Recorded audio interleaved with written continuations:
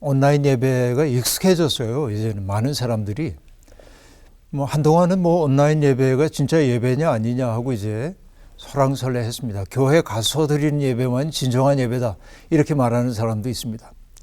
정반대로 말하고 싶어요. 예배를 드리는 그곳이 교회다. 그렇죠? 온라인 예배를 드린다 할지라도 내가 진정한 마음으로 하나님 앞에 예배를 드리면 그것은 교회죠. 교회라는 게 건물이 아니니까. 이게 참 중요합니다.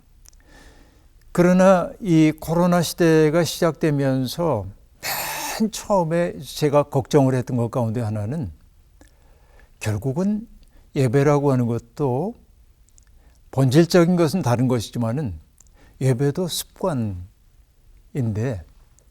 교회 안 나와도 되는 이 상황이 습관화되면은 나중에 어떻게 될까 이 걱정이 있었거든요. 이런 걱정을 표현하는 사람들이 제법 많이 있는 게 사실입니다. 그런데 저도 우리 교인들과 만나다 보니까 온라인 예배를 드리는 사람들의 두 가지 반응이 있습니다. 첫 번째는 온라인 예배를 드리다 보니까 자꾸만 해찰하게 돼요.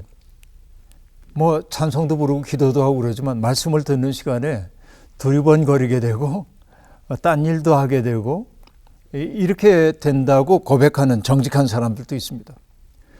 처음에는 옷도 갖춰 입고 예배 전에 단정하게 준비도 했는데 세수도 안 하고 옷도 그저 펑퍼짐하고 편한 거 입고 이렇게 예배를 드리게 된다는 거죠. 이거 문제가 좀 있습니다. 이거는. 그렇기 때문에 온라인 예배를 드리는 분들은요, 정말 예배당에 오는 것처럼 정성스러워야 돼요. 옷도 제대로 갖춰 입고 그리고 단정하게 앉아서 예배에 집중할 수 있으면 좋겠는데 점점 편해지려고 하는 자기의 마음을 자꾸 다그쳐야 돼요. 근데 또 다른 반응도 있습니다. 설교를 듣는데 더 집중하게 됩디다. 왜냐하면 목사님이 나만 바라보고 말하는 것 같대요. 그렇잖아요. 온라인 예배 때 목사들은 카메라를 보고 얘기를 했기 때문에 그렇습니다. 그러니까 딴 데 한눈 팔 수가 없고 더 집중할 수밖에 없었다. 이게 아마 온라인 예배를 드렸던 이들의 대부분의 경험 세계를 요약한 말이 아닌가 생각해 봅니다. 그런데 온라인 예배가 긍정적인 것도 있고 부정적인 것도 있어요. 한국 교회에 저는 온라인 예배가 복일 수도 있겠다 하는 생각이 들기도 합니다. 왜냐하면 이전에는 개체교회에 속해 있는 사람들이 자기 교회 이외에는 알 수가 없었어요. 대부분의 경우에는.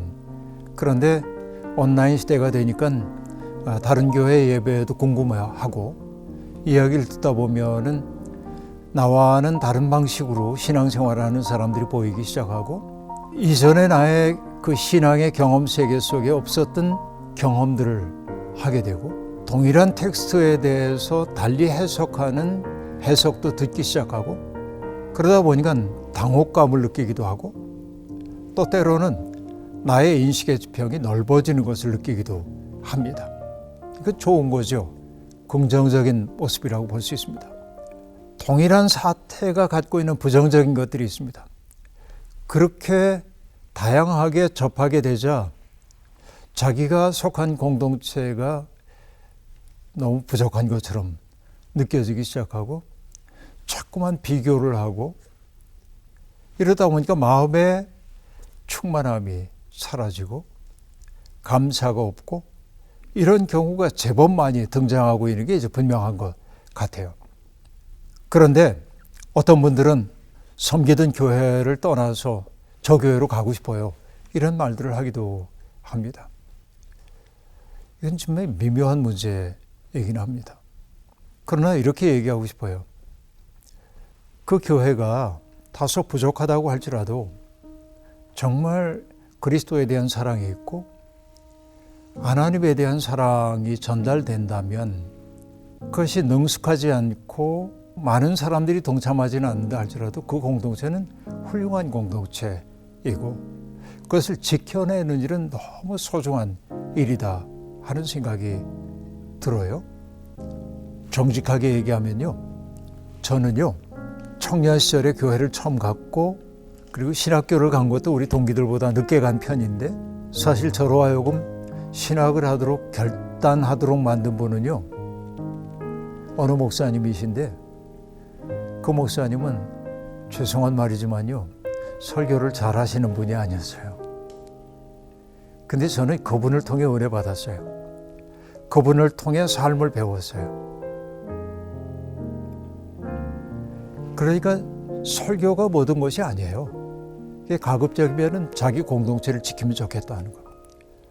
그러나 생각할수록 복음이 아닌 것이 선포된다든지 하나님에 대한 그릇된 인식을 자꾸 심어준다든지 복음이 주는 자유함이 아니라 우리를 자꾸만 어딘가에 묶어둔다든지 그런 교회는 아름다운 교회는 아닌지도 몰라요. 그때는 결단이 필요할 수도 있습니다. 그건 여러분들의 지혜에 맡겨야 할 것 같고요. 저는. 그럼 이제 앞으로 어떻게 우리가 살아야 하나?